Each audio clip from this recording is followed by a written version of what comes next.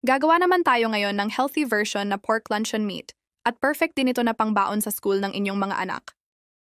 Una, gagamit tayo ng kalahating kilo ng pork giniling, lagyan ng carrots, bell pepper, onion, 1 tablespoon sugar, 2 kutsara ng patis, at ground pepper, 4 tablespoon cornstarch, at 1/2 cup na malamig na tubig.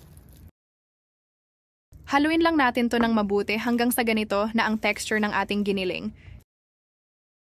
Ilagay sa lanera at e-press natin para walang mga bubbles kapag niluluto na. At ilalagay muna natin ito sa chiller ng 4 na oras or mas mabuti kung i-chilled nyo to ng overnight. At lutuin natin to sa steamer ng 20 minutes. Makalipas ang 20 minutes, hanguin na ito at palamigin muna.